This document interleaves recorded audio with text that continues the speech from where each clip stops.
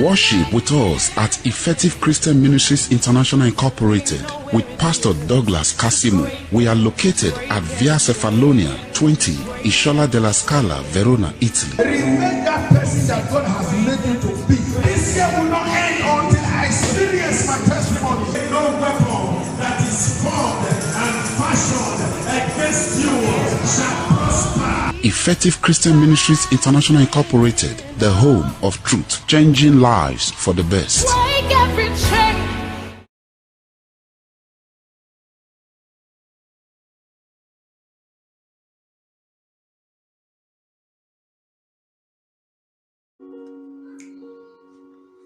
Amen. Praise the Lord. Hallelujah. Hallelujah. May God bless you. You are welcome to today's service. I welcome you to this awesome platform. It's our Bible studies again. May God bless you. I'm Pastor Douglas, and this is the Effective Christian Ministries. I'm glad that you made it, and I'm happy that you are alive to this moment. And I want to glorify God on your behalf for keeping you and us alive to this very day. May the supernatural hand of God never depart from your life. May the Spirit of God continue to preserve us in the name of Jesus Christ. Congratulations. God bless you. We're going to be looking at something very important today. In a jiffy, we are going to be looking at something that God has laid in my heart, and I want to encourage us. I want us to look at something very important together, and it is titled Living in Complete Victory. Before we get started, please, I just want you to share this video. I want you to also invite your contacts, invite your brothers, your sisters, invite your family members, invite all that that you can reach. Share the video so that they can also be a partaker. They can also be blessed with it. So please do that. As we are waiting for others to turn up, we will take some few prayers. We are going to be praying that God Himself will see us through this period of pandemic. We are going to be praying that His hand will never depart from our lives. We are going to be praying that His Spirit will keep keeping us in the name of Jesus Christ.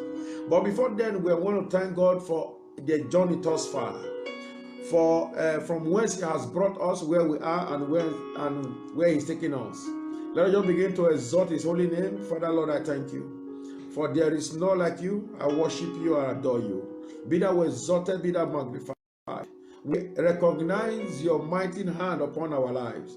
We recognize your leadership, Lord. We recognize where you have brought us. We recognize where we are today. We recognize that you are taking us to that perfect end, to that great future. We recognize it, Lord. Father, we want to thank you. Thank you for journey so far. Thank you for whence you have brought us. Thank you, Lord. Lebracondo sokole de zekala baranda likorondo zele marande shikalende barande kelea. Lord, I just want to thank you. I just want to exalt you. I want to glorify you, oh God, on behalf of my family, on behalf of the Effective Christian Ministry, on behalf of our members, on behalf of my brothers, my sisters, my mothers, my father, on behalf of all that concerns me, Lord, on behalf of even them that position themselves as my enemy.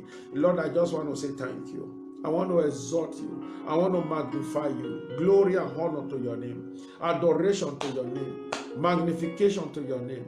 Lord, glory and honor. We just worship you. We extol you upon your throne. We magnify you, O God, because you are God. You are the I am that I am, the unbreakable God, the first and the last, the beginning and the end, the Alpha and Omega. The book of Psalms 91, it says, for because we have known your name, you will be with us at all times. You are Jesus. You are Jehovah Jireh, the one that was dead that is alive, the one that is risen from the dead, the one that ascended unto heaven, the one that is seated by the right hand of God, of power, of majesty, Lord, we exalt you. You are Jehovah Elohim, Jehovah Nissim, Jehovah El Gibon, Jehovah Shekenu. That is who you are, the omnipotent, omniscience, omnipresent, the God that is everywhere at the same time. Emmanuel, Jehovah Shalom, Jehovah Mekendesken. That is who you are. Lord, we just worship you. In the firmament of your beauty, Lord, we exalt your holy name. We magnify you because why? You are the mobile rock in the wilderness, the rock that flowed with milk and honey.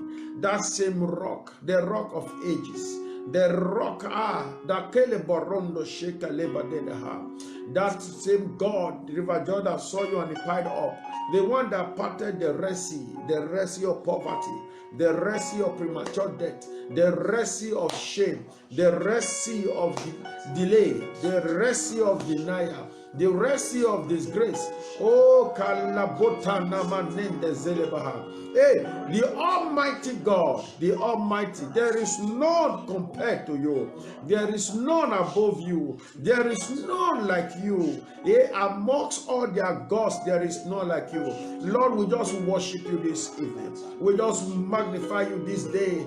We just say, take the glory, Lord. We exalt you, oh God. We extol your holy name. Oh, we glorify you. Kalamande zela baranda. Le braconde zikela to barande shibeke. Yele baranda porondo sokolendia. You are God, you are God, you are God. Hey, you are the God that is 3 times holier than the holiest, mightier than the mightiest, stronger than the strongest. You are the, oh, you are Baba. Yes, the Otokinadu, the one that says the thing and he will do it. The one whose word will not return back to him void until it has manifested that which it is spoken for. The one that spoke in Genesis and it echoed in Revelation. You are that same God. You are God, you are God, you are God. The mighty man in battle, the Lion of the tribe of Judah. Ekaliko rabonda seka lambarande sida.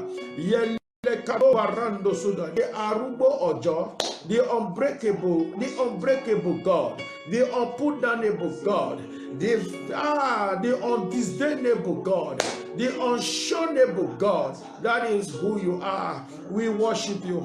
We worship you. I join my faith together with those that are watching us right now. Lord, we join our faith together as one body, Lord. We just say we worship you. We exalt you, Lord. We exalt you. Glory, glory, glory to your holy name. We kalabonda zana marandia.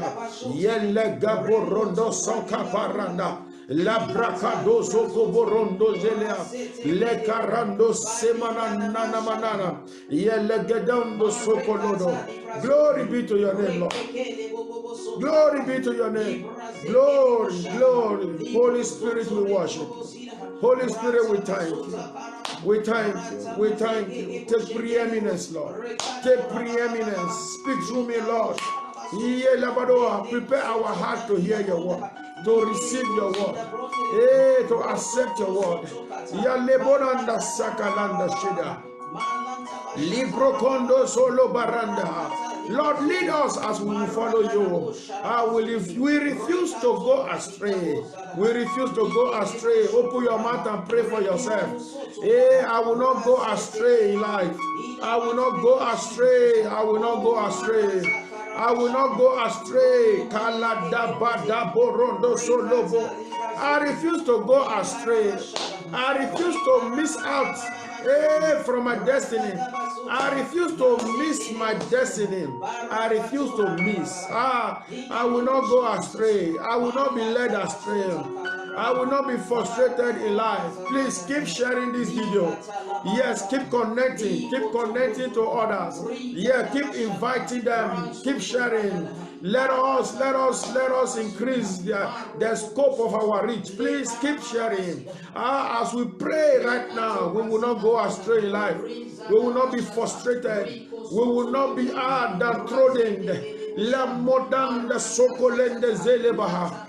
There will be no delay in my life. Open your mouth and pray. Denial is eradicated. Yelebado badaga dazaga. Dejection, retrogression is eradicated from my life. I come against it in the name of Jesus Christ. Yelebando kondo zolo baranda. Oh, glory, glory, glory, glory. Yale barando soko badanda kada. You are God, you are God, you are God. Eh, Kamando Barando Sokolea. I come against the spirit of delay.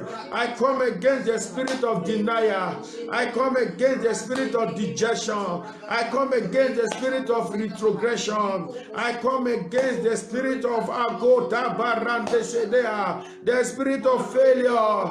The spirit of failure is eradicated from my life. Eh, Namado Sokala Dabarando Shelea. Begin to prophesy upon your life. I am going forward and not backward. I am going forward and not backward. Open your mouth and prophesy. With my mouth I decorate my life. With my mouth I decorate my life.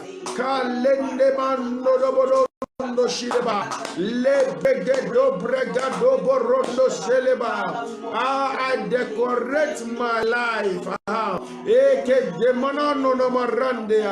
The best is ahead of me. I live the best. Oh God. My head is a good head. My life is a good life. Sickness will not reign in my body. Disease will not reign in my body.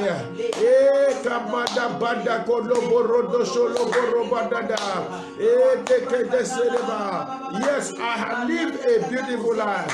Lines are falling onto me in pleasant places. I have a goodly heritage. The Lord is my portion in the land of the living.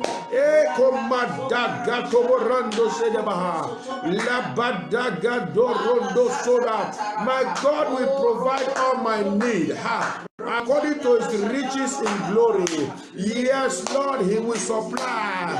My needs are being supplied. My needs are being supplied according to his riches in glory. Zile teke barando sokoba. Emanamado borodogodorogodorogodo. Zagadagadagadezalea. Pray for yourself. Use your mouth to pray for yourself. If you are watching me, refuse every form of distraction. Focus on God at this moment. He is the author and the finisher of our faith. Oh, begin to lift up your, no matter the situation that you are facing, lift up your voices, lift your situation before God. Before you know, God will take care of it. And as many of you that are sick in your body, that is watching me right now, the divine healing of God is upon you. The hand of God is resting upon you in a divine way. Sickness is judged right now. I judge every form of sickness and diseases in your body. I judge every form of sicknesses and tumor. I judge every situation that has denied, that has negated the efficacy of treatment, of medical treatment. Right now, I decree the healing of God upon you. Kamada borendo zekele dea yela barado soko badada marada ko baranda kalamana. I am a success. I am a success in life. I'm a success in life. I'm a success in life. Marambodo salenda shekea yele barondo soko baranda le brakadozo barende zeke le brotozo komanana eyalla de regede zela barado koborodo godobodo madabarando sokolo borondo silia yike le borodo. Yes, keep sharing this video, keep sharing it. Let your brothers, your sisters, let your contacts all be connected. Yes, Lord, the best is ahead of us. We get pan no manana. The Bible said 1,000 shall fall by the side, 10,000 by the right hand, none shall come near your dwelling. Open your mouth and begin to decree and declare. Hey, hear ye, O earth, hear me, hear the sound of my voice, hear the word of God in my mouth. Oh, you pandemic, oh, you disease. Whatsoever you call yourself, you have no power over me. You have no right to come near my dwelling. You have no right to come near my children. You have no right to come near my wife. You have no right to come near my neighbors. You have no right to come near my ministry. You have no right. I banish you from our environment. Oh, hear ye the word of God. The word of God rebukes you. Oh, you pandemic. We are protected. We are saved. We are divinely preserved in the name of Jesus Christ. Open your mouth and pray for your home, pray for your life, pray for your children. Pray. Pray for your husbands and for your wives. We are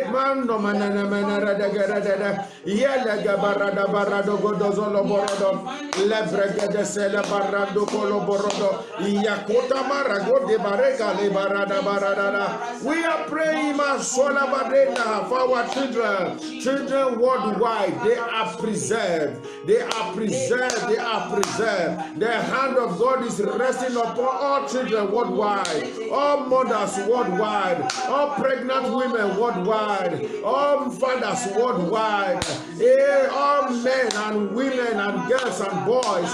The hand of God is resting upon them all. The old, the young, they are all preserved. We pray for humanity. We pray, oh God, have mercy upon man. Have mercy upon humanity. Have mercy upon your creature. Anywhere man has offended you, Lord, have mercy. Lord, have mercy. Have mercy upon man. Have mercy upon the earth. Have mercy upon the world. In the name of Jesus Christ. Please keep sharing and keep inviting your friends. Just keep sharing as we are praying. We are praying.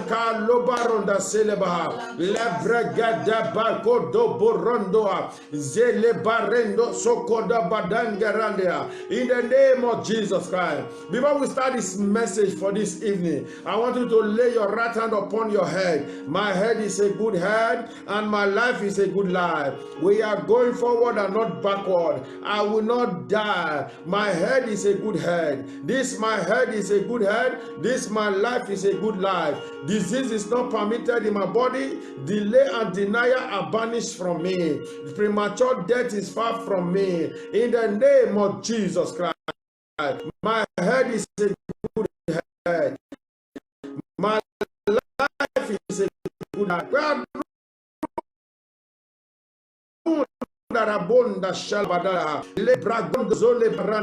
My life is a one.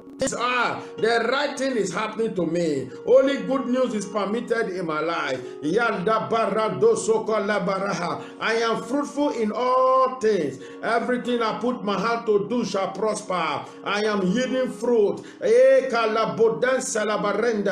This my head is a good head. My hands are blessed and my body is a good body. In the name of Jesus Christ. Thank you, Lord, because you are God. I just want you to speak in tongues for some time. Let us fellowship with the Spirit of God. Yelebando sakaranda sokolende baha. Lebrakonde zele barende shile baranda. Yada barando kolende zele barende jelekea. Ibregadara borodon salabaranda ha. La brakada sokolende zele barende zekolendea. As many that are sick that are watching me right now, lay your hand upon wherever that pain is, and lay your hand upon your head. As many of you that are sick in your body, wherever that pain is, lay your hand. The power of God is available to heal right now. Yes, Lord. There is nothing that is impossible to him that believes. If you believe truly, yes, that healing will reach you. It will come upon you right now. Labrando sekalandaha. Holy Spirit, release and free and liberate your children. Liberate your children right now from the shankhold of sickness, from the shankhold of tumor, for the shankhold of disease, from the shankhold of fibroid, from the shankhold of barrenness, from the shankhold of impotency. Release your children right now. Father, Lord, go ahead and heal them, Lord, in the name of Jesus Christ. La bakotom barande sekalendea rekodoso kobaranda kelaba lebregede redezele begede. Yes, Lord, in the name of Jesus Christ, I pray for as many that have obeyed my voice. Yes, that sickness is judged right now. I address that sickness. I banish that sickness from your body. I say, peace be still in the name of Jesus Christ. I pray for your marriage and I pray for your home. Peace reign in your marriage. Peace reign in your home. Peace reign in your life. Peace reign in your environment. Peace reign in your job. As many that are facing sack in their job right now, that are facing problems in their job, in their place of work right now, I declare peace, peace, peace. Peace in your place of work, peace in your business, peace in your finances, peace in all you have to do, in the name of Jesus Christ. Peace be still in Jesus' mighty name. Amen. Hallelujah. May God bless you. I welcome you again. You are welcome in the name of the Father and of the Son and of the Holy Spirit. In Jesus' mighty name. Amen. I just want us to quickly look at something that I titled Living in Complete Victory. Yeah. We are Christians to live. We are Christians. We are born again because why? God has called us into the life of complete victory. Jesus did not call us into the life of failure. We must all bear that at the back of our heart as Christians. As the followers of Christ, as the children of God, we are called and we are born again into the life of victory, into the life of complete victory, complete, very complete victory, not partial victory. We are not called into the life of partial victory. We are not called into the life of ups and downs. You know, people will say life is ups and downs. We are not called as Christians into the life of up and downs. We are called into the life of forward and onward alone. Complete victory from the level of zero to hero. From the level of a nobody to somebody. From the level of grass to grace. From the level of story to glory. That is what he died to give to us. He removed us from darkness into his marvelous light. That is why we are called Christians. We are called into living the life of complete victory. Victory in every ramifications of life. As a Christian, you have to carry this mindset in you that failure has been taken care of. We are not called into the life of failure. We are not called into the life of today happiness, tomorrow sadness. That is not the kind of life that we live as Christians. We are not called. We are called into the life of celebration all through.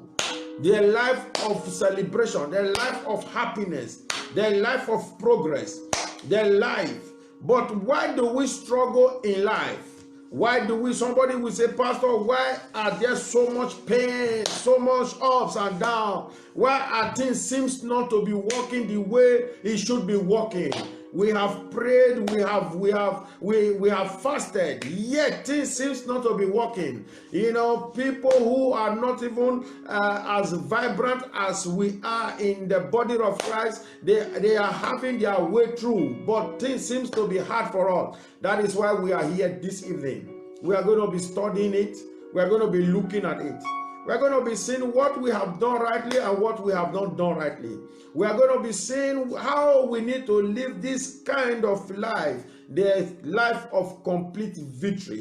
Because why? This is what Jesus Christ paid the sacrifice for.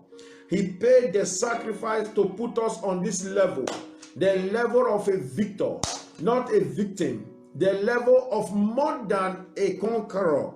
We are living in the life not as conquerors. We are more than conquerors. He said we are more than conquerors. We are more than conquerors. Why?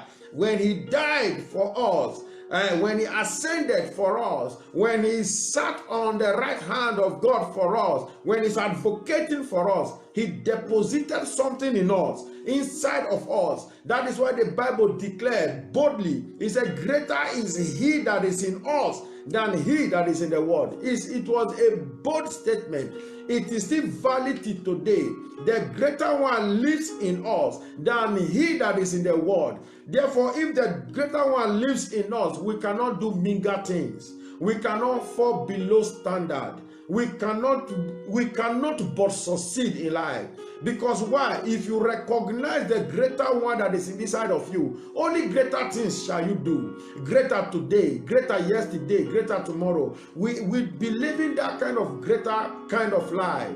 The life that even the one that is in the world will not understand how come we are living that kind of life.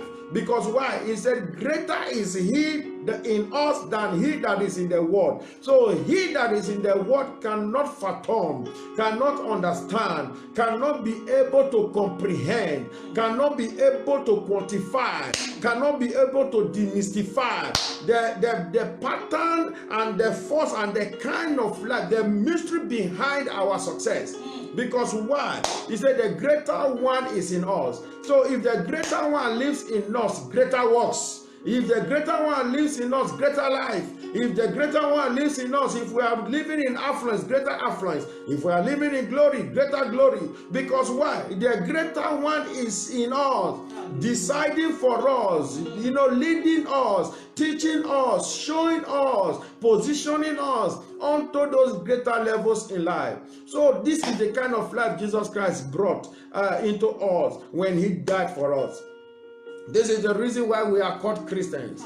So we are going to be looking at this thing together. Why and how can we live this life of complete victory? We are called into a complete victory. You are victorious, I am victorious. As a Christian, we are already victorious. But we need to continue living in this kind of life. I keep telling us, and I will say it again, the greater your destiny, the greater the battle you will face. The greater your destiny, the greater challenges you will face. Because your challenge in life is tantamount to the weight of your destiny. The challenge you face in life is equal to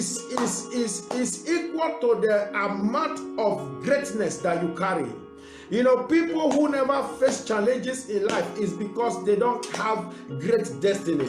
If you are facing a lot of challenges in life, from one challenge to another, from another, before you finish, another one is waiting for you, it's because of the weight of your destiny. So instead of focusing on the challenge, focus on your destiny. Because why? If you were not important, Satan wouldn't have recognized you. It's because you are important. If he allows you, you would do marvelous things, marvelous harm to his kingdom. That is why he comes from time to time to give you some challenges. But because you are facing challenges does not nullify the fact that you are a Christian. Because you are facing challenges does not negate the fact that Jesus died for you, that you are called into the life of complete victory, that you are living a victorious kind of life. No, challenges must come. Challenges must come to put you, to make you strong, to make you harder, to make you firm.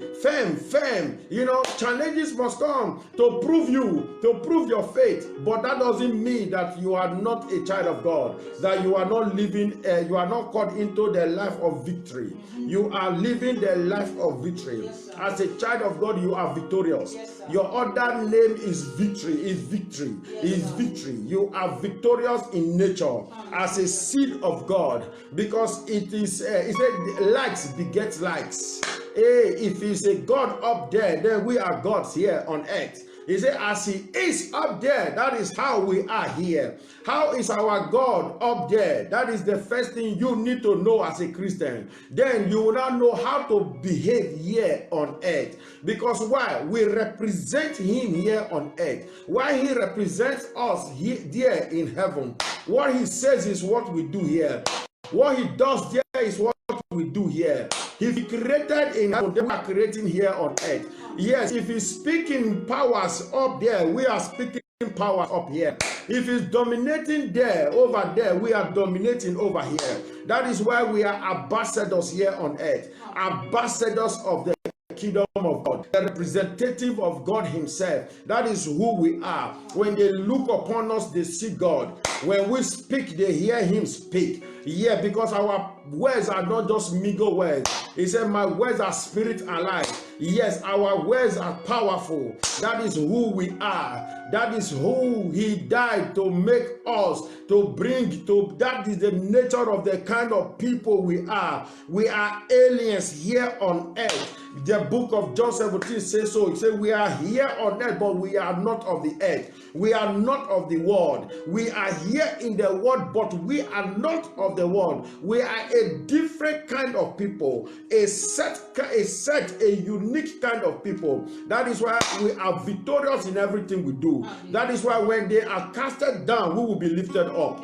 That is why when they are saying, when they are lamenting, we will be rejoicing. That is why when they are crying, we will be laughing. That is because why? We are not of their kind. We are not of this world. When the word suggests pain, we say, yes, we are healed. That is why we cannot speak their language. Why? We are called into the life of complete victory. Kalabonda sekalanama. Lebrakondo sokolende zelebaha. Likarondo zedebaha. We must understand as Christians that we are called into everyday victory. Everyday victory. Everyday victory. Everyday victory. I want that to sink into your heart. Every day, every minute, every hour, every second, every day, whether at night or in the daytime, in the noon, in the evening, whether you are sleeping or you are awake, everyday victory. You are not a less human being when you are sleeping. The man who is sleeping is the same man who was awake, and the man that will wake up. That is to tell you, your nature did not reduce because you are asleep. No, if you were on fire before you went to bed, you still remain on fire even when you are on bed. When you are sleeping in your dream, you are on fire. You are victorious. You are the same. You carry the same God. Not because you went to sleep does not mean you are God has left you. No, you still live in God. The greater one is still in you. So that is why when in the night you are sleeping and they try to oppress you, wake up and take your charge, take your place. Yes, in your sleep, in your dream, they try to afflict you. Wake up and take your charge. Because why? You are not less a human being because you were asleep. No. You are still who you are.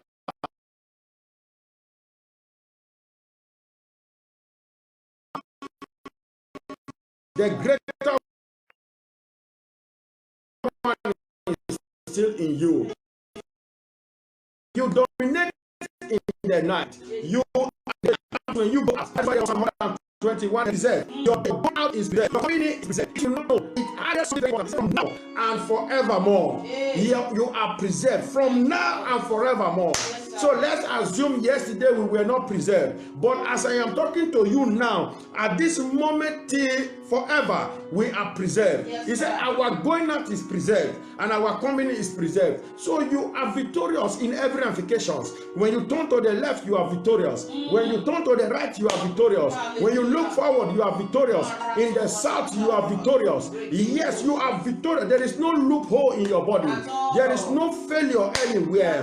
The reason why you face what you are facing is because of you are victorious. You are victorious in everything you do. You are a Christian, you are victorious.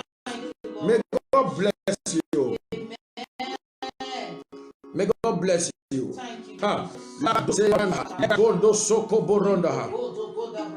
You know, most times when we talk about living the life of victory, most people want to narrow their minds to physical words. Acquiring physical wealth, that is myopicness. You don't need to narrow your heart, your focus, your faith only on physical wealth, what you can acquire physically. No, it is beyond that level.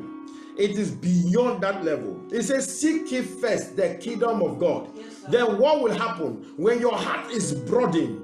When you seek first the kingdom of God, he said, and its righteousness, and every other thing, including physical wealth, including material wealth, including anything, he said, they shall be added unto you. Because why? When you broaden your focus, when you widen up your heart, when you broaden your reach, your range, your spiritual antenna, he says, seek ye first the kingdom of God, then every other thing will be added unto you. Yes, life will be added. Yes, money will be added, wealth will be added, physical achievement will be added, every other thing will be added. But what is the required prerequisite for the additive is seeking first the kingdom of God, broadening your heart. So most people think when we are talking of living in complete victory, it is on how to get more money. It's only on how to get physical wealth. No, we are also referring to your impact to the kingdom of God. As a Christian, your impact to the kingdom of God. Your impact. How are you walking as a Christian? When we are talking about living in complete victory, yes, how you living as a Christian, how you affecting others with your Christian life, how you affecting the kingdom of God with your Christian life. Because why? When this mindset is in you, money will follow you by its own accord. Wealth will follow you by its own accord. Every other thing will follow you by its own accord. Because why? These are the additives. These are the substances that need to be seen in your life. These are the evidence that you are serving, you are imparting the kingdom of God with your Christian life. This is the evidence. Instead of pursuing the shadow and leaving the substance, it's a waste of time. You pursue the substance and the shadow will follow. Yes, when you are the substance, then you will cast a shadow. Yes, a shadow cannot cast a shadow. Many Christians are pursuing the shadow instead of the substance. Many Christians are pursuing the additives instead of the kingdom. It says, seek ye first the kingdom of God, then there will be additives. Additives. The additives include any good thing you ever think about in life. Any level you ever want to ascend in life, any place you ever want to reach in life, any contract you ever want to have in life, these are the additives. But the major focus here is seeking the kingdom of God, imparting the kingdom of God, reaching out to the kingdom of God, reaching out to the children of God, reaching out, yes, by the Christian life that you carry. This is living in complete victory. Because the more you do the work for God, the more the additives are increased. The more you impart the kingdom of God, the more the additives are increased. That is the secret behind it. But most people find it so tedious, find it so hard to do the work of God, to seek ye first the kingdom of God. They find it very easy to pursue the additive. This is the secret Satan is using to put people in circle. This is the secret Satan is using even Christians, to delay Christians. These are the secrets, because he deviates their attention. He distracts their attention. He makes them look away from the purpose, from the will of God for their great destinies. So when they begin to pursue the shadow, they have left the substance. So when they leave the substance, they will never catch up with the shadow. It will always look as if they have already arrived, not know that they have not arrived, thereby increasing their hunger for more pursuit. So most people are pursuing, most Christians are pursuing endlessly what they are not supposed to pursue, what is supposed to pursue them. When you live, when you focus on the kingdom of God, when you impact the kingdom of God, when you walk out the kingdom of God, then there are these things that are supposed to pursue you by themselves. You are not supposed to know how it will come. You are not supposed. That is God's own arrangement. That is God's own part of the game. When you complete your circle, then God starts his own. Your circle is to seek ye first the kingdom of God. Your circle is to impart the kingdom of God. Your circle is to stand as a child of God. Your cycle is to prolong. Your cycle is to propagate. Your cycle is to broadcast the kingdom of God. Your cycle is to enlarge the kingdom of God. Your cycle is to make yourself available for the use of the kingdom of God. Then when your cycle is complete, then God starts his own. You don't expect God to start his cycle when you have not completed your own. He says, seek ye first the kingdom of God and his righteousness. Then God starts by adding the additives to your life. That is why I said, honor until your obedience is complete. Yet God will not avenge your disobedience. Kala Barando said that. So I'm going to be focusing on how we can live in this complete victory.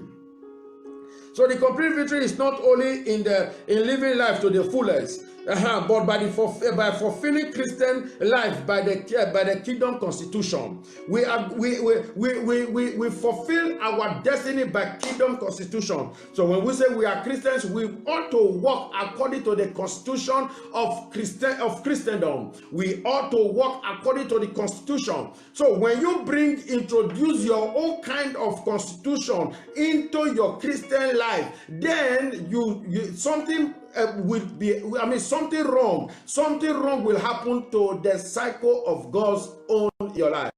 Something wrong will happen to the complete victory, the life of complete victory you are supposed to be living.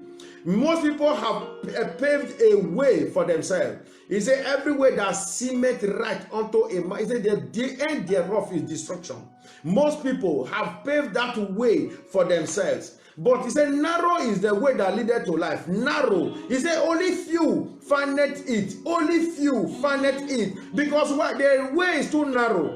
So most people don't think that this way that is narrow will even lead to eternal life. He said, narrow is the way, but broad is the way. The way that leads to destruction, the way that leads to doom is broad. And many are on the way. There is overcrowding on the way of that way that leads, because why it is broad, because why it is beautiful, it glitters, it is so fine. So they thought that is all about that way. Because it is fine, it must be the right way. But narrow is the way that leads to comfortability. But a few are on that way. Many people have introduced their own doctrine, their own style, their own ways into Christianity. They have mixed up divine thing with the doctrines of men to make Christianity easier for them. That is why the life of complete victory is very much inevitable, is very much scarce in such a life. Why? Because you are not to act it your own way. If it doesn't give the comfort, therefore it is not God's way. No, God's way connotes, it also demands that there should be sacrifice. Yes, God's way. Then why will it rain on Sunday when you don't have a car and you must go to church? Therefore, some people will stay at home because it rained. But God says, no, that is not how to do it. Let your obedience be complete, then I will avenge your disobedience. Maybe your disobedience is a financial lack, and you're going to church on Sunday even under the rain, in the sun, in the snow. Yes, that is what God will use to complete, to avenge that your disobedience, that thing that is disobeying you. Then you are not giving God that opportunity. Why? Because you feel it is not comfortable with you, therefore it doesn't be for God. No, it mustn't be comfortable with you. If you are serving God as a child of God, it is no longer of you, it is now of God. So you seek God's attention, seek the kingdom of God, seek You seek the kingdom of God. You find out part time, what is God saying? What does God want? Should I stay at home? Why will I stay at home? Because it is raining. Will the rain kill me? Why can't I go to church even if it is raining? So when you enter into the rain and get drenched and you go to church, then God sees it as a sacrifice. Then that sacrifice will not be used to judge a particular disobedience in your life. Something that has been disobeying you all this while. It needs a sacrifice. That could be the sacrifice God wants to use to eradicate it. He said, why will God want us to go through sacrifice before he will bless us as his children? We will get to know that in the course of this message. Why won't you sacrifice? Because he's your father. No.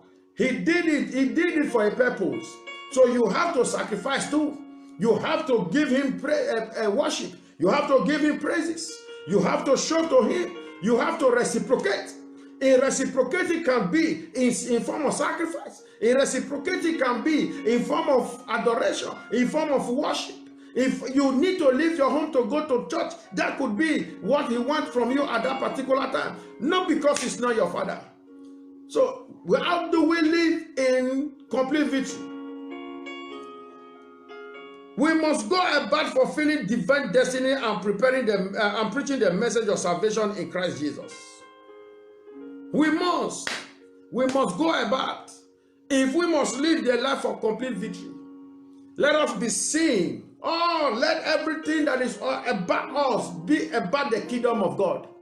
Let it be about the kingdom of God. Yes, sir. Let the kingdom of God be seen in us. Yes, sir. Let us wear Christianity. Let us talk Christianity. Let us act Christianity. Let them see you and call you a Christian.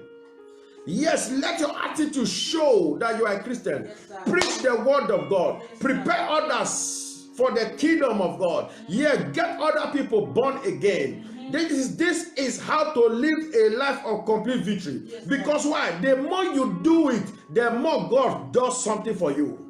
You cannot be in the presence of God and Satan will be at home waiting and destroying your home. It's not possible. When you are in the presence of God, when you are doing the things of God, then God takes care of your own. Yes. When you take care of God's property, God will take care of your own property. When you take care of God's mission, then God will take care of your own vision. Yes, sir. So this is how it functions. It says, seek ye first the kingdom of God. Matthew 6:33, 30 to 33. He said, and his righteousness. And every other thing will follow you, will be added to your life. There is an addition. You must allow the addition. If your life is vague and void of the additives, then it's because why? You are not within the kingdom. So if you must live the life of complete victory, let it be seen in you that you are going about the job, the kingdom job. You are going about the kingdom mission. You are going about the kingdom vision. You are going about doing the things God wants you to do. Yes, you are going about, yes, giving people hope. You are going about preaching the message of salvation. You are going about turning people from darkness to the marvelous light of God. That is it. That is the way to live. One of the ways to live the life of complete victory. Let us go deep down into this message. How do I live a life? How can I live a life of complete victory? You live a life of complete victory when you are straightforward. Number one, be straightforward in everything you do. I don't want to use very low English word so that everybody to the least can understand. Be straightforward. Be straightforward in everything you do. Let your yes, James chapter 5 and verse 12 says, let your yes be your yes and your no be your no. Don't say no when you mean yes, and don't say yes when you mean no. You cannot live a life of complete victory. Let your yes be straightforward in life, in everything you do. Many Christians are not straightforward with God. They are not straightforward with God. Many Christians are not straightforward with God. A lot that are watching me right now, they know they are not straightforward with God. a lot of Christians are not straightforward with God. They miss something in January, by March, they have deviated. They promised God a thing in January, but by March, they have stopped acting. They have told God, I will serve you with the whole of my life in 2020, but before the end of January, they start fluctuating. Many people are not straightforward with God, and they want God to be straightforward with them. Their life of complete victory cannot be ascertained and cannot continue, whereby there are bridges on your own contract, whereby you are not keeping your own contract of the bargain, your own part of the bargain. You are not keeping it. You are not straightforward with God. I'm going to show you somebody who served God very well but was not straightforward. This is somebody who served God very well but he was not straightforward. Then, Pastor, why are you saying I need to be straightforward? If I'm a Christian, am I not straightforward enough? We are going to look at it together. The book of 2 Chronicles chapter 25. The book of 2 Chronicles chapter 25. The book of 2 Chronicles chapter 25. And it says in verse 1, it says, Amaziah was 25 years old when he began to reign. And he reigned 29 years in Jerusalem. And his mother's name was Joandam of Jerusalem. And he did that which was right in the sight of the Lord, but not with a perfect heart. He did that which was right in the sight of the Lord, but not with a perfect heart. Is it possible for some people to serve God rightly, but their heart is not in their service? Yes, it's possible. So one of the enemies of living the life of complete victory is when your mouth is saying A and your heart is saying B. One of the enemies that kills the life of complete victory, that makes you live victorious life today and tomorrow you are downtrodden. Then tomorrow it seems you are failing. Tomorrow then it seems something else has happened. Then tomorrow it seems like there has never been victory in your life. There have never been something nice in your life. It looks as the situation that happens after March eradicates the celebration that was some minutes ago. Because why? There is no consistency. There is no uniformity in your own service towards God. So God cannot keep his own service. He said, draw near to me and I will draw near to you. God cannot keep his own part of the bargain, whereby you are not keeping your own part of the bargain. He said, draw near to me. He didn't say, when I have drawn near to you, then you can draw near to me. That wasn't what the Bible said. The first person that needs to draw closer to God is you. So you're drawing closer to God, pulls God closer to you. It's not as if God is going to move closer to you. You're going closer to God, reduces the distance between you and God. You're going closer to God is what will now bring God closer to you. So if you go further from God, then God will be far from you. If you go closer to God, then God will be close to you. You are the one that need to start moving towards God. As you are walking towards God, then God is getting closer to you. Not until you walk and enter into God, you cannot be like God. Not until you focus your attention on God. Don't walk and get stopped. Because why? You have been distracted. Then God will still remain in that same distance. Not until you move away from that distance. Not until you keep walking towards God. Some people have walked towards God in January, but right now they have walked the other way. They are far from God. They are very, very, very far. They are walking from God. By saying Lord of their hearts, but they are not saying the right thing. But they are not being consistent with God. but they are not remaining in their profession, but they are not working out their faith, but they are not resembling what they claim to be, the person who gave birth to them. A lot of them are walking away from God. A lot of people are walking away from God. He said Amaziah was a king who reigned in Jerusalem, but he served God, but not with a perfect heart. A lot of Christians are serving God today, but not with a perfect heart. If you read the whole chapter of the story of Amaziah, you will discover that it didn't end well. Because why? You cannot serve God and serve him rightly and not end well. He said, for my thought towards you is the thought of good and not of evil, to bring you to a perfect end, to a beautiful testimony, to a greater glory, to bring you to a perfect end. That every time you start serving me, the end of that service is always going to be glorious. Anytime you say, I'm a Christian, the end of your life as a Christian is going to be glorious. Anytime you do something because you are a Christian, the end result is going to be glorious, a perfect end. Anytime at all, then when the word has ended, when we close the word, when you are gathered to your ancestors in the ripe full old age, then the end of it, he said, for God so loved the world and gave his only begotten Son, that whosoever believeth in him will not perish but have everlasting life. That your believing in him will end you everlasting life. So this is it. Amaziah served the Lord, but not with a perfect heart. Then how will he live the life of complete victory?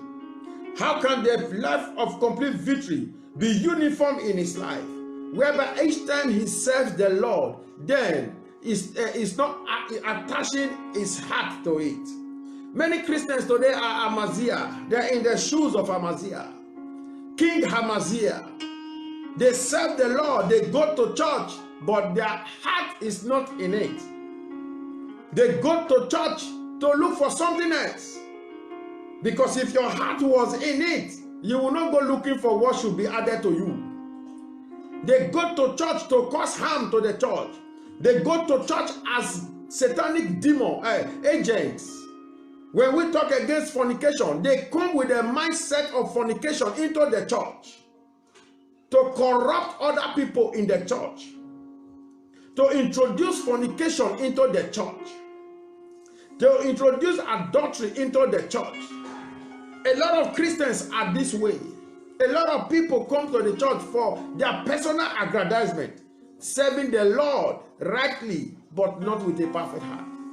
Being in the church is a right place. Joining the praise and the worship, joining the celebration, joining whatsoever that is going on in the church is the right thing to do. But is your heart in it?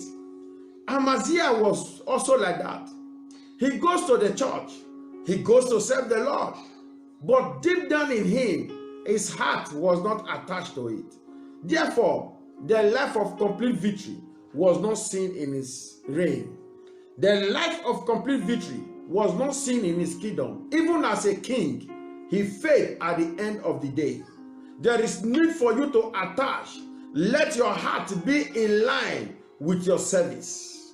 If you must live the life of complete victory, you have to be straightforward with God. You have to be truthful with God. The first book of John chapter 1. The first book of John chapter 1. Let me quickly show you something in first book of John chapter 1 and verse 6. Let me quickly see something there, something very unique. He said, if we say that we have fellowship with him and walk in darkness, we lie and do not the truth. If we say that we have fellowship with God and yet we do the things of darkness, he said we lie. Yet you are a Christian, and yet as a Christian who goes to church, your hand, your legs are somewhere else. He said the truth is not in you. Somewhere else that connotes darkness. Somewhere else that is opposite God. Somewhere else that is the enemy of God. Because why? To you, you have to put your hand in different things. As long as what you call victory is coming in. Most people are looking for victory they have paid for themselves, not the victory God has made them to be. Most people are victorious, not knowing they are victorious. They are still fighting to be victorious. The truth is that as a Christian, you are victorious. He died to give you the life of victory. But this life must continue by your fellowshipping with God. So there is the possibility that some people will be professing that they believe. Some people will be professing that they have fellowship with God. The possibility. And yet they are the agent of darkness, or they do the things of darkness. There is a possibility. This was written to the church. This is written by an apostle. He said, if we say we have fellowship with him and walk in darkness, he said, we lie and do not the truth. But if we walk in the light as he is in the light, we have fellowship one with another. And the blood of Jesus Christ, his son, cleanses us from all sin. That is if we have fellowship. If we walk in the light. So Amaziah was in the light, but he was still in darkness. Amaziah was fellowshipping with God, but he was still doing the things of darkness. Amaziah, he said he served the Lord, but without the right heart. So many Christians are like this, and yet they yearn for complete victory. Another point I want to show to us, how do I live the life of complete victory and continue in it? I said, one, just be straightforward with God. If you are a Christian, be a Christian. If you are born again, remain born again.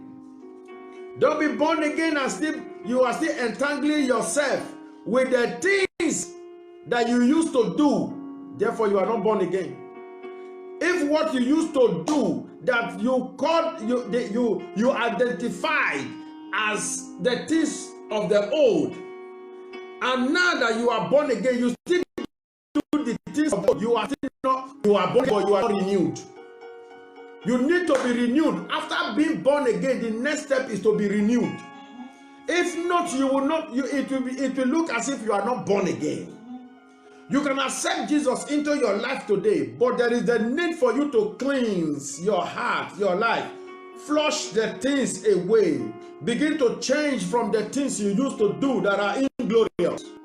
Begin, renew your heart, renew your mind, renew your thinking. Take in more of God's word. As you take in the word of God, as you build your faith, because faith cometh by hearing and hearing by the word of God. As you build your faith on the word of God, the things you used to do will begin to be pushed out by the amount of the word of God that you are taking in. If you take in little of the word of God, therefore, there is still much of the worldly in you. Before you know it, you'll be drawn to do the things you used to do. The taste for the things you used to do will be calling your attention. Because why? Little is the word of God in you. So if you take more, larger quantity, 90%, it will push out 90% of the things that you used to do and occupy 90% of your system, of your thinking. So the 10% that is left will not be able to eradicate, to work against it. But if you take 10% of the word of God, hoping that that 10% of the word of God will be able to fight against 90% of the hunger you have already created by the years, it will not be easy. You will find yourself being in the church, still doing the things of the world. Being in the church, still doing the things that you used to do. Being in the church, even being a praise and worship leader, then you are still doing the things you used to do.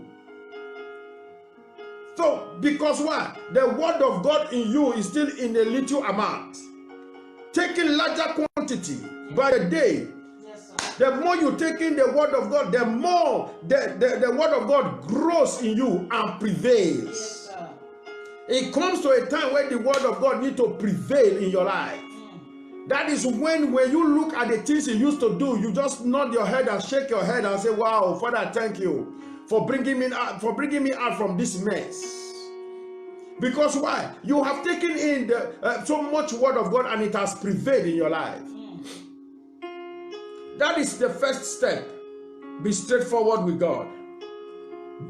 Let your yes be your yes and your no be your no. Then number 2, that is so striking.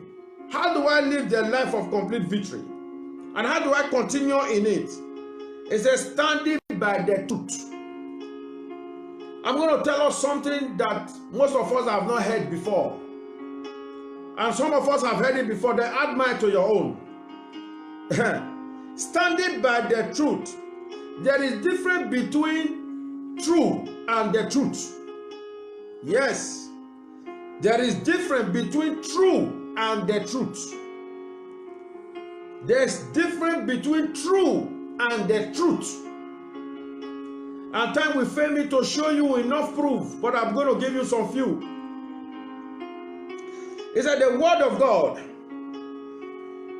The word of God is the standard of measurements of the truth. The truth is by the Spirit. Is by the Spirit.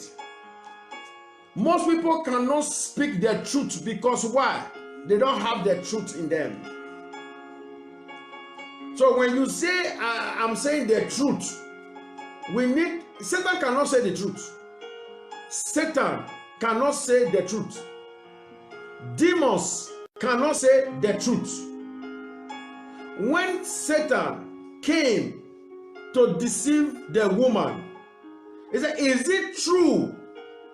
He didn't say, is it the truth? Is it true that God said you should not eat this stuff? Is it true? Yes, something can be true, but it's not by the truth.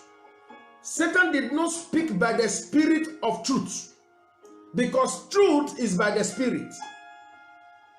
Some people will say, heaven help those who help themselves. It sounds true. That is true. But it's not by the Spirit of truth. So heaven will help those who help themselves. How about if you are a killer? Helping yourself, killing to get money, to put food on your table. So heaven will help you to get more people to kill.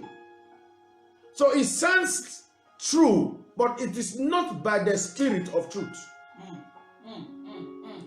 So the Spirit of truth will, even if it wants to say such a thing, heaven will help those who are helping themselves doing the right thing. What is the right thing? It is by the measure of the word of God measures the truth. It is weighed by the word of God. So no normal human being, ordinary man, was born to speak the truth. The truth is spoken by the Spirit of truth that is in you. He said God is a spirit, and as such, he requires such that will serve him. God is a spirit. So to communicate with God, you need to communicate with him by and in the Spirit. So you need to get into the spiritual to be able to communicate the spiritual thing to the Spirit. Let me show you some proofs. I said just now, I said the word of God is the standard of measurement of the truth. The book of John 17 and 17 says, sanctify them by your word, and your word is the truth. So the word of God, that is where the word of God becomes truth. And the word of God is Jesus. So any man who has no Jesus in him, how then can he be able to speak the truth? Because the word of God paves the way for the Holy Spirit, the Spirit of truth. The word of God is what guides us in the path of the truth and to know the truth. The book of John chapter 4 and verse 23 to 24. He said God is a spirit. And he said, and he requires those that will serve him to be as he is. He said, but the hour cometh, and now is when the true worshippers shall worship the Father in spirit and in truth. It didn't say in spirit and in truth. In truth. In spirit and in truth. Time we fail me to go deep down into this word called truth. God is looking for those that have known the word, and when they want to communicate with him, they communicate with him as such, bringing back his words to him. Is it they that will serve him in spirit and in truth? For the Father seeketh such to worship him.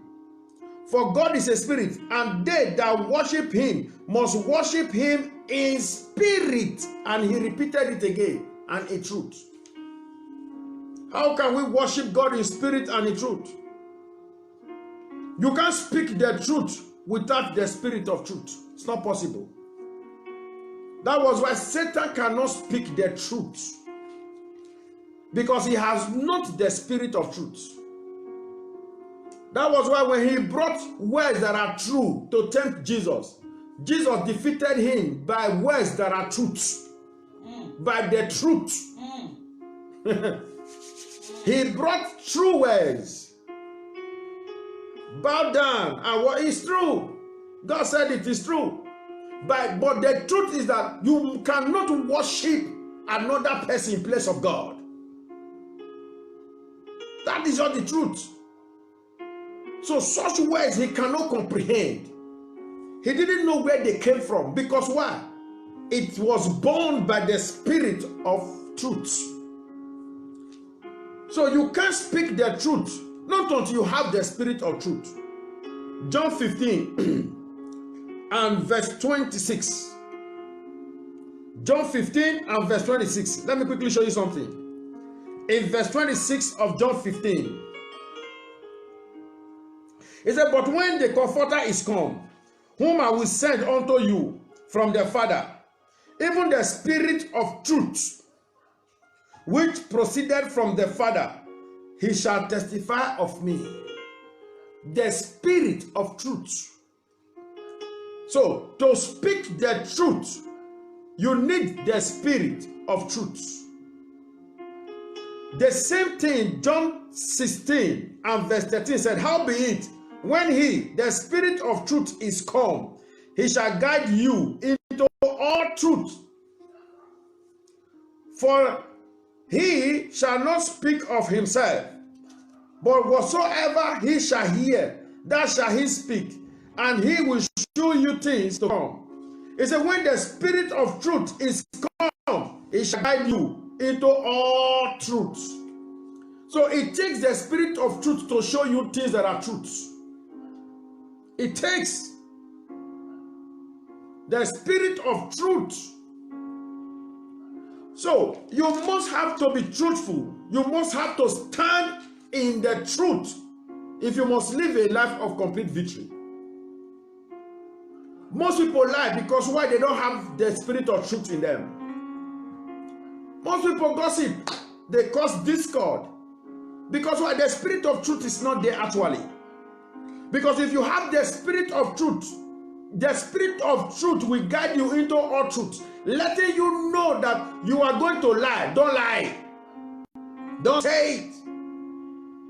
Even peradventure you have lied, it always be reminding you, remember this thing you said is lie. Remember you just lied. Remember you are a Christian, you don't say things like this. Remember. Then your conscience begin to trouble you in the inside of you. Some people will do what you have done and they will be comfortable. Yet you have done it, you are uncomfortable. Do you know why? The spirit of truth is in you.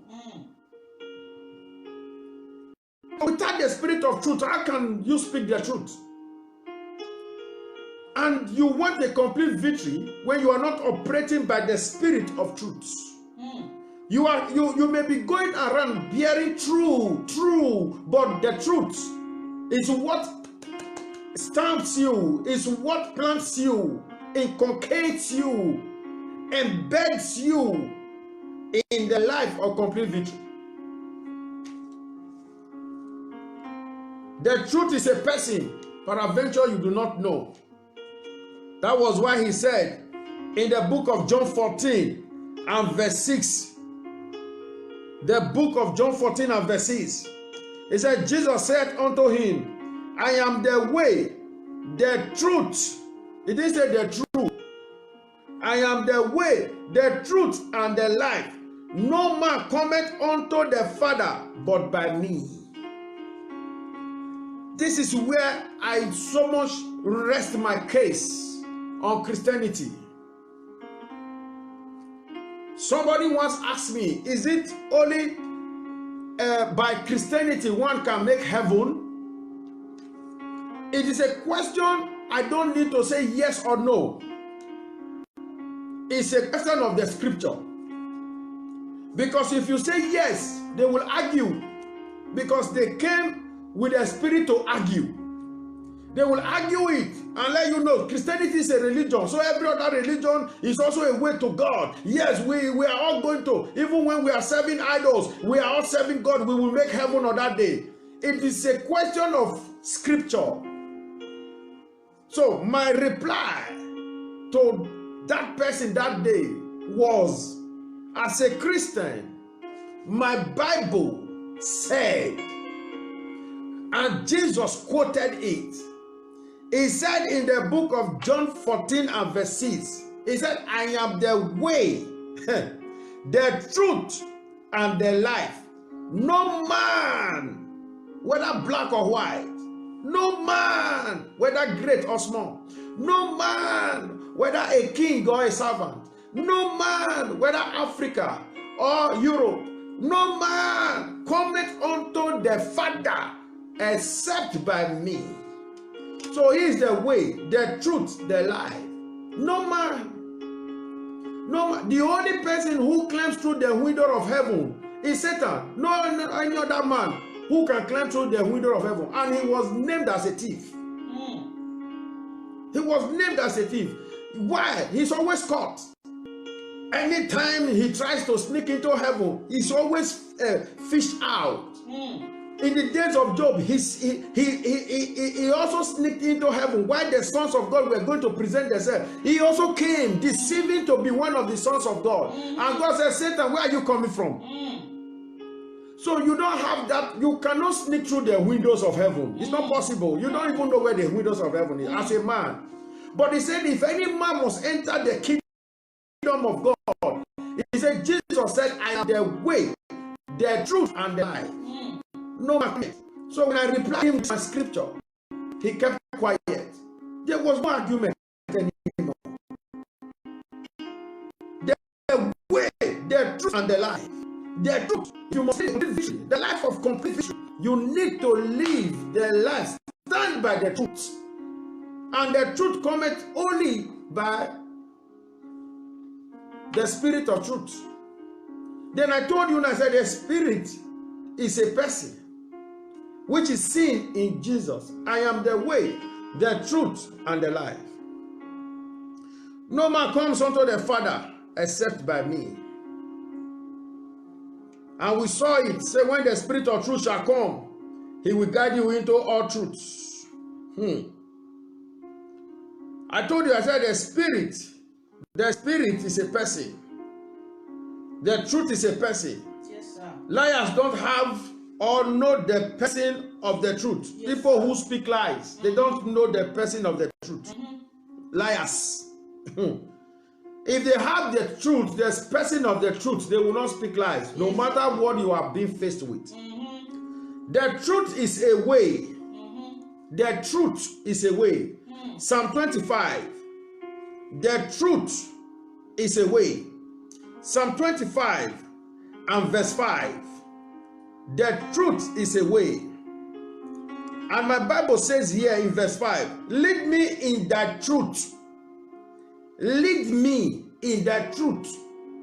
That is, show me the way. Lead me in thy truth and teach me, for thou art the God of my salvation. On thee do I wait all the day. So this man will not move until the truth leads him on the way. Many people have paved their ways for them, the ways that lie. The spirit of lying has paved for them, and they expect complete victory. Listen, if you are standing by the truth, stand by the truth. Let who want to mock you, mock you. Yes, sir. Refuse to do the things they do to get money. What is genuine? Let your hand find the right thing to do. Yes, and the Spirit of God said he will bless it. Yay. Don't be doing what you are doing which is genuine, and you are eyeing somebody who is doing fraud because he's getting bundles of money. Sir, that money, the Bible said, will grow wings overnight and fly away. And great is the fall of such houses that are not built on the rock. Yes, sir. But your own that is being built on the rock, even if it takes 100 years to build it, keep building, my brother. Because the wind will come. The storm will come. He said, but the house that is built upon the rock, he said, it shall stand. Yes, sir. Be contented with what God is putting you through. Stand by the truth. Then the way, the truth is a way, like I said. The truth resides in your spirit. The Spirit of God resides in our spirit. Psalm 15 and verse 2.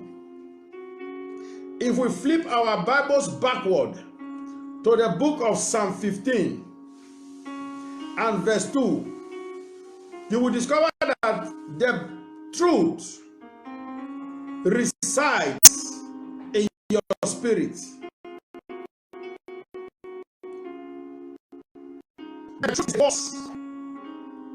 Psalm 15 verse 2, it says, he that walketh uprightly and walketh righteousness and speaketh the truth in his heart. So the truth resides in your spirit, in your heart. You speak the truth in your heart. You speak the truth in your heart. So if the truth is not residing in your spirit, you cannot speak it. So the reason why most people lie is because the truth is not residing in them. The truth is a force. John 8 chapter 32. John 8 chapter 32. He said, they answered him. No, John 8 chapter 32. And he said, and ye shall know the truth, and the truth shall make you free. The truth is a force. It can make somebody free. Some people will say can set you free. But here the Bible says it can make you free. Whether it sets you free, it makes you free, it's a force. The truth. That was why when Jesus Christ came to the throne of Lazarus, it is true that Lazarus was dead for 4 days. But the truth is that whosoever believeth in me, isn't it tell you that whosoever believeth in me will not die? So that is the truth. But the truth was that Lazarus was dead. And Jesus Christ got to the throne, the tomb of Lazarus, bearing the truth in his heart, and came out and shouted, Lazarus. So the force in the truth pushed Lazarus out of the grave. That was why when you stand by the truth, there is nothing that will be dead in your life. Hallelujah. Let them speak lies against you. Let them gather against you, because you will not do what they want you to do. You will not compromise the kingdom of God in your life. Then they want to gather against you. The Bible says surely they will gather. It's not as if they will not gather. No matter who gathers, whether the kings, the leaders, the governors, the owner of your place of work, whosoever it is, he says, surely they will gather. They will definitely say something about you. They will speak against you. They will plan. But he said, as long as the gathering is not by me, and they are gathered against me in you, they gather to scatter. Yes, sir. So it is not you that will go there to scatter them. Your own is to stand by the truth. Hey. Your own is to keep saying the truth. Your own is don't compromise. Then at the end of the day, God will on his own scatter their gathering. So they gather to scatter. So don't compromise. The truth is a force that can scatter any gathering, no matter how strong it is. And no matter who gathers, the truth is a force. The third point, and I also want to show to us today, is the life of orderliness. If you must live a life of complete and continuous victory, you need orderliness in your life. Orderliness. Here I want to speak to us maybe a little physically. First point, I said you have to what? If you must live the life of complete victory, you have to be straightforward with God. Yes, sir. Then 2, you have to stand by the truth. Then 3, the life of orderliness. The life of orderliness. 1 Corinthians chapter 14. 1 Corinthians chapter 14 and verse 40. It said, let all things be done decently and in order. Let all things be done decently and in order. This is where God refers us to the ants. It is so pathetic that God will draw our attention to the ants. There are things that God wants us to learn from the ants. That was why he said we should we should go and look at the ants. Proverbs 30, quickly. Proverbs 30 and verse 24. Proverbs 20 and verse 24. Verse 24 says, there be 4 things which are little upon the earth. There be 4 things which are little upon the earth, but they are exceeding wise. Did you hear that? The ants are a people not strong, yet they prepare their meat in the summer. He said there be 4 things which are feeble. They are little. But because they are weak, they are little. They are almost insignificant. But there is something so unique about them. They are wise. Then he went on to say the ants, they prepare their meat in summer. Why did they not prepare their meat in winter? Because why? There is a life of orderliness. Many Christians are not living a life of orderliness, including in their spiritual life. Their physical life is in shambles. They cannot even order their life. They cannot even take charge over their time. They do things haphazardly. They do things they ought not to do. As a Christian and as a matured Christian, there must be orderliness in your life. Let orderliness be in your life, in your system. Not because you are not born again, it's not because you are not grown, you are not of age, but there's orderliness in your life. You have not been able to arrest your time, so you are subject to your time. Your time is supposed to be subject to you. This is the time I will do this. This is the time I will do that. This is the time I will have this. That is the life of orderliness. And Jesus said, is there any man who will want to build a house and will not first of all sit down to calculate the cost? That is orderliness. You don't just start a project without knowing how much it's going to cost you if you can face it. That is orderliness. Here it is. The book of Proverbs chapter 6 and verse 6. Proverbs 6 and verse 6. The Bible says, go to the ant, thou sluggard, consider her ways and be wise. Number one, why do we need orderliness in our lives? What do we need to learn from the ants? We need to diffuse confusion. If you have not been able to diffuse confusion, your life will not be ordered. There is a lot of possibility to be confused from time to time as a Christian. Because why? You hear different doctrines. You listen to different people talk. You are faced with different challenges.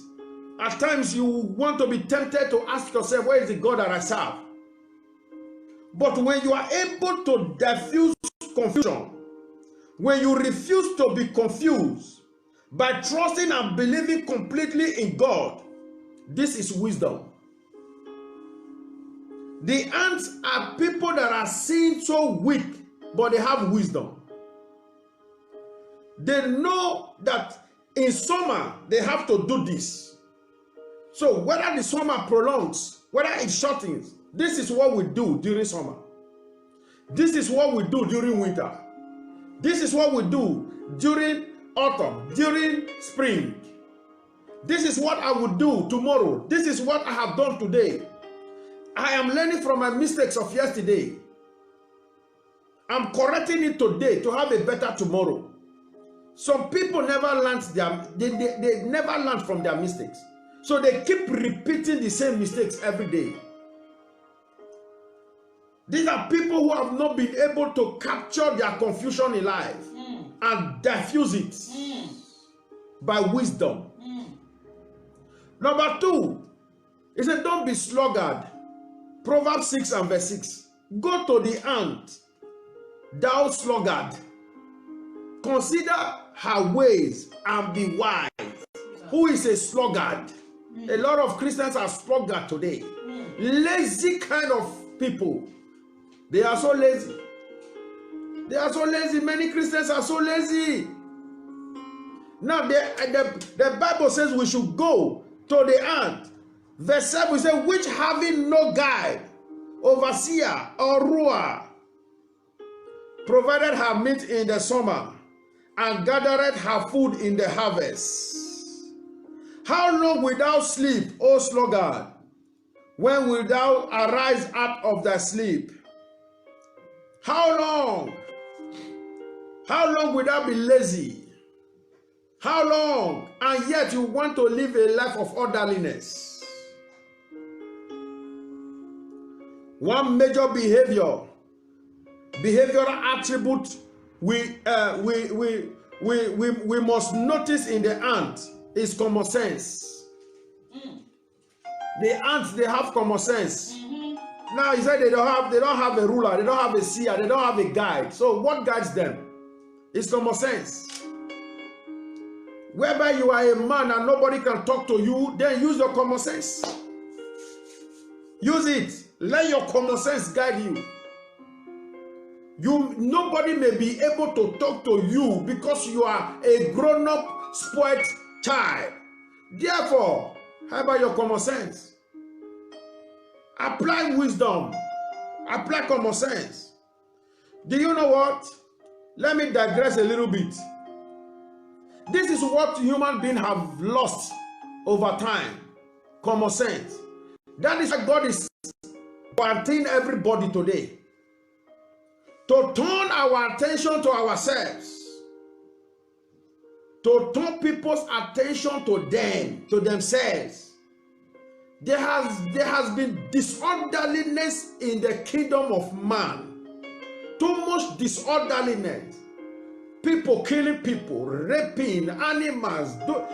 Human beings have reduced themselves more than animals. They have even done what animals will not do in the animal kingdom. Human beings have become animalistic in their behavioral attitude. So why would God not quarantine? So that He will slow you down and you focus on yourself. Focus on yourself again. So that you will come back to your senses, to your common sense. You will know what is right and what is wrong. It will be a great failure if you still come out of this quarantine state and not being a changed man. Not a changed man from good to bad, from bad to worse, but from worse to good. A changed man for God. A changed man who has met God. God quarantined Moses for 40 days. He took him into the mountain. And when Moses came down, the people said he has seen God. Because Moses didn't know that his face shone. His face was shining. His hair changed color. His skin changed color. You cannot come out of quarantine with God and not be changed. And people will not testify that yes. Because now most people who know how to drink and smoke, some of the companies are shut down. So there is no much drinking and smoking in the society. So the hunger can be killed now. That when you not come out, the reason why you have not been able to save money all this while, you now begin to be able to save money. Yes, because sir. That €1, $1, £1 that you use in buying just one stick of cigarette or one bottle of alcohol or one unnecessary item can be saved for something. Yes, sir. It's very, very important. So you can't come out of this quarantine and still remain your old self. The self who has no common sense. Yourself who cannot reason like a normal human being. So Moses came out, and when he was coming out, he came out with a tablet, not written by ink, but by the finger of God. You have to come out with something that God has inscribed something upon your spirit. You cannot come out from this quarantine and come out normal. You must have to come out as somebody who has met God, who has been changed. Human beings need to learn from the ants. Because it got to that time that God has to call them and say, why can't you learn? Even if you cannot learn from other human beings, learn from the ant. Look at what the ants they do. They don't have guide, they don't have leaders, they don't have rulers, yet they are living the life of orderliness. If you must live a life of complete victory, there is need for you to live the life of orderliness. The ants live a well-organized system of life as groups and as animals, as individuals. They know their responsibilities and they contribute it to the development and the growth of their colony or society. Man has lost the sense of responsibility all this while. When did this happen to man? When did man lose the sense of responsibility? The day of 2 Timothy chapter 3 and verse 1. He said, perilous time. He said, know this. 2 Timothy chapter 3 and verse 1. He said, know this, that at the last days, perilous times shall come. Then verse 2 says, for men shall be lovers of their own self. From the day Satan turned man's attention to himself, me and me and me and me alone. So he has to kill to satisfy himself. He has to steal to satisfy himself. And self that can never be satisfied. He has to rape to satisfy sexual hunger. Whether a man or woman, he has to commit atrocity. He has to commit fornication. He has to do all sorts of things to satisfy me and me and me and me and me and me alone. I, myself, and I alone. Since that time, there has been disorderliness in the kingdom of man. It says, men shall be lovers of themselves. So when man became lover of his own self, even instead of loving his neighbor, then he became what? Disobedient. He became covetous. He became boaster. He became proud, blasphemer. He became unthankful, unruly. He became without natural affection. He can kill, remove somebody's head and do sort of things and still feel it. He became a truce breaker. You can't trust him with any secret. He became a false accuser. He can lie against you even in the court of law to your face. Even see your tears, and you are saying, oh no, my friend, this thing didn't happen. He will say, yes, it happened to your face. False accusers. Why? The moment Satan told man there is a self that needs to be satisfied, and that self can never be satisfied. Man is insatiable in nature. Then man became incontinent. Man became fiends. Man became despisers of those that are good. So when you are a good child, they see you as a jejun. When you are a good child, they see you as a novice. When you have a good behavior, they see you as somebody who is not reigning, who is not part of their clique. When you wear your clothes normally, they see you as somebody who is archaic. They keep telling you you are still way back. Who is way forward? The people who put their trousers below their butts. The people who sag their clothes. The people who barely wear clothes. The people who have destroyed their skin by drawing all sorts of stuff. The people who have pierced themselves. The people who will not comb their hair. The people who will not brush their mouth. The people who has no orderliness in their life. They are the people who they want us to behave like. God forbid. And God said, go to the ant and learn. Go to the ant. You see that the ants are not sagging their trousers. You see the ants, they are living a life of orderliness. And yes, you want a complete victory. You have a guy who dresses well, who wears suits. You say, no, you are not reigning. Go do your hair like that, and go do yourself like that, and go wash your clothes like that, and go dress like that. Why are you walking like this? Walk haphazardly. Walk like somebody, like somebody who is dancing to a spiritual music, and yet there is no music. Walk like that. Walk like somebody. Why are you talking so calmly? Why are you talking so, you have to talk rudely. You have to insult people. Why are you speaking good words? You have to speak bad words, polluted words. You have to say all the F you are saying. These are the kind of people they want us to live like. And yet God said, go to the ant and learn from them. And you want to live a life of complete victory in your marriage? After you have made your man to be a man who does not respect anybody. I keep saying it. And I keep telling my young daughters in the ministry, any man who can conveniently insult a pastor can insult your father.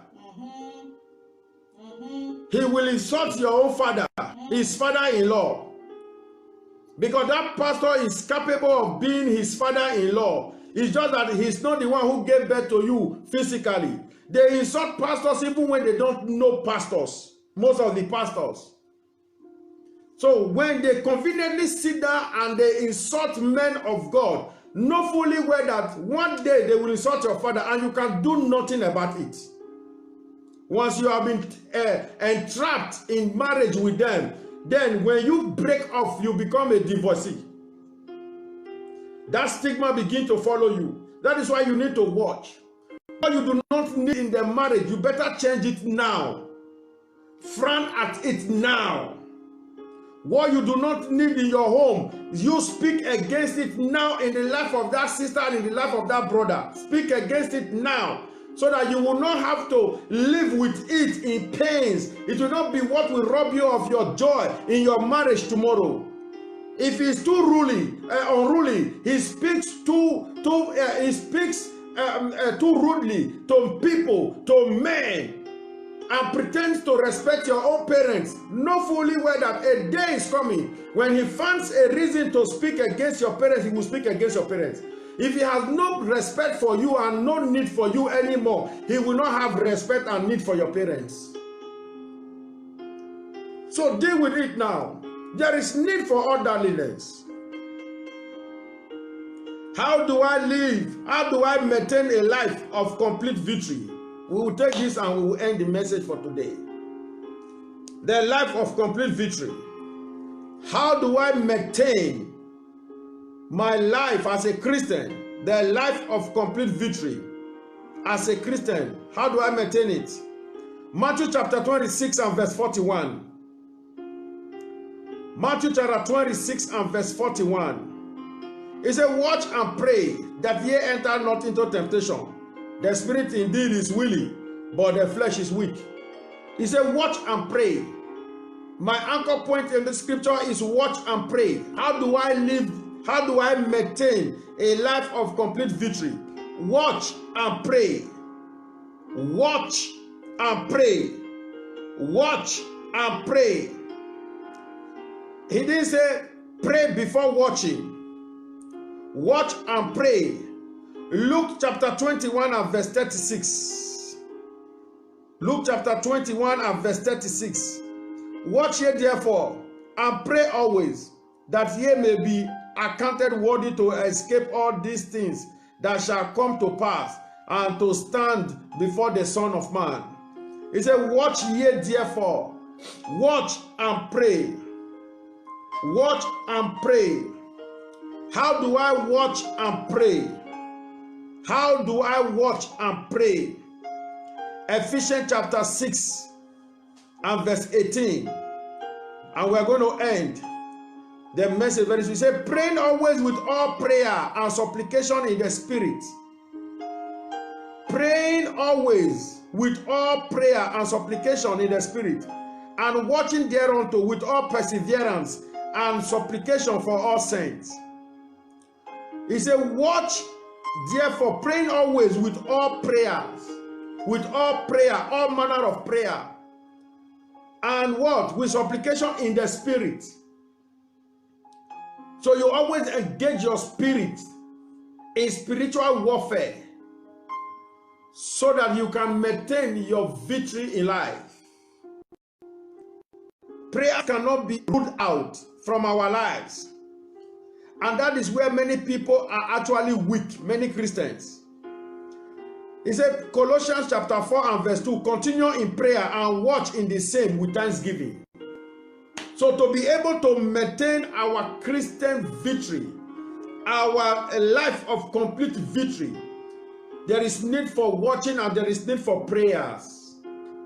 There is need to continue in it with supplication in the Spirit and with thanksgiving.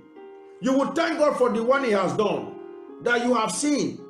You will thank God for the one He has done, He's doing. You will still thank Him for the one He has not done. Because why? He's the one that did the one you have thanked Him for. So with that mindset, knowing that He will not fail, He will still do the one He has not done.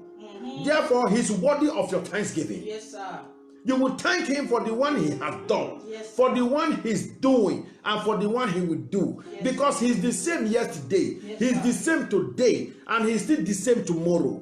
If He did it yesterday, He will do it today, and He will do it tomorrow. Hallelujah. He has never failed, He will not fail, and He will not fail in your time. At all.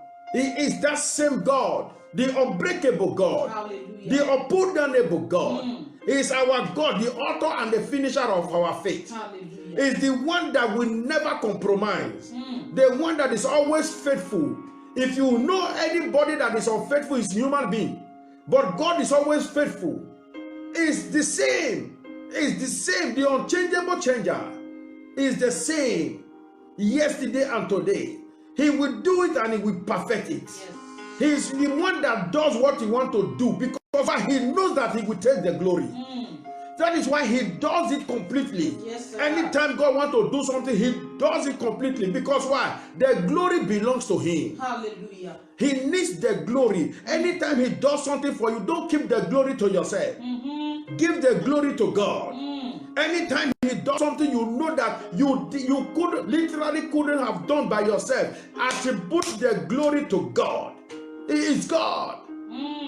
So to live a complete and maintain a complete victory, life of victory as a Christian, what do you need to do? Watch and pray. Watch. Things are not going well. Come and pray. Don't be tired in prayer. In supplication, in thanksgiving. Lord, I thank you. Even if I feel pains in my system, Lord, I thank you. Yes, sir. Yesterday there was no pain. Today there could be pain. I know by tomorrow this pain will go. Yes, because it came in one way. In 7 ways it will fly. Yes, That is how to watch and pray. Hey. That is how to maintain your Christian victory, your Christian life, your victory as a Christian, as a child of God. Yes, sir. Not only when things are right, then when things are not right, therefore God is not of your thanksgiving. And some people will say every day is not Christmas. Then what is every day? Is it mourning day? Is every day a day of tears? Every day a day of seriousness? No. To us as Christians, our every day is celebration. Every day is Christmas. Every day may not be Christmas. That is true. But the truth is that every day is our Christmas. Because why? We are Christians. La Padaro de Badaha. Lord, I just want to thank you. Thank you, Jesus. I just want to worship you. Yes, Lord. Lord, may you bless your word in our hearts. Let your word gain ground in our spirit. Amen. Let it pave a way for us. Yes, let God. it position us above our equals. Amen. Let it beautify our life. Amen. In the name of Jesus. Amen. Lord, we are grateful for you. We are grateful that we are Christians. We are grateful for the life you have given to us. The life of victory. Lord, we are grateful. Thank you for today's message. Let it beautify and strengthen our faith. Amen. In the name of Jesus Christ. Amen. I want to thank you all for watching and for keeping the faith to this day. May God bless you. May his name be glorified in your lives. In Jesus' mighty name. Amen. Meet me on this same platform on Sunday by 10 o'clock. Yes, sir. We'll be fellowshipping here together. We'll be fellowshipping here together on Sunday by 10 o'clock. But before we round it off, I want to pray for you. May God bless you. May God promote you. Amen. May God preserve you. Amen. May his hand rest upon your family, Amen. upon your children, Amen. upon your life, Amen. upon your home, Amen. upon your marriage. Amen. What is going around destroying children will not destroy your own. Amen. What is going around destroying marriages will not destroy your marriage. Amen. What is going around destroying lives will not destroy your life. Amen. In the name of Jesus Christ, Amen. your victory is sure. Amen. Your going out is preserved and your coming is preserved. Amen. From now and forevermore. Amen. Because what? The Lord is your shepherd. Yes. In Jesus' mighty name. Amen. I want to pray for you. Don't be afraid of this coronavirus. It is not your portion. No matter what they say, it's not your portion. No matter the number of victims, it is not your portion. Amen. The Bible said 1,000 shall fall by your side and 10,000 by your right hand. Amen. None shall come near your dwelling. Yes.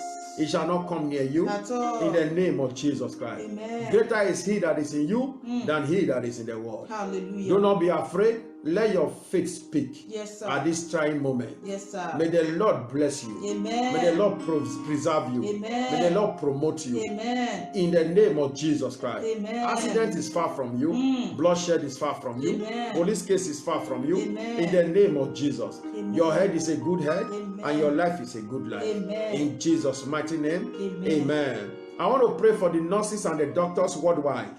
May God bless you guys. Amen. For all that you have been doing. Amen. May God bless you. You will not Amen. treat others and contract the disease. The disease will not be your portion. Amen. You will not take it to your home. Amen. You will not die. Amen. Your children will enjoy you. Your Amen. family will enjoy you. Amen. And you will enjoy life. Amen. In the name of Jesus Christ. Amen. May God preserve you. All Amen. the doctors and all the nurses.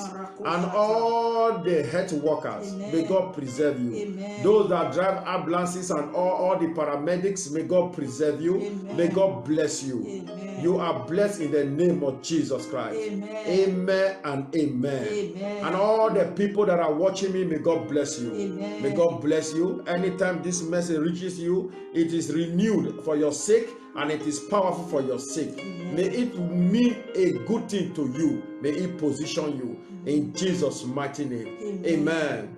We are going to be holding a 7 days program, and it is tagged breaking every satanic pattern in our lives and in our families. It is starting on Sunday.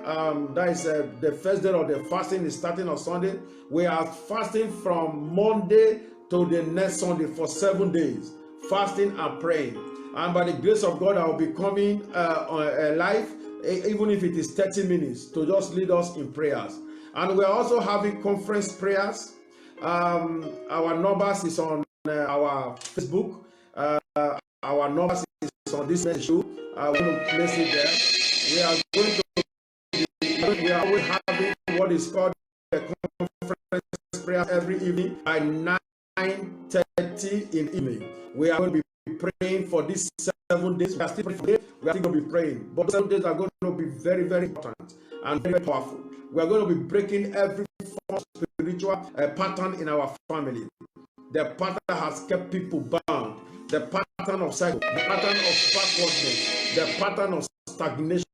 We are going to be breaking them all in the name of Jesus Christ. Amen, amen and amen.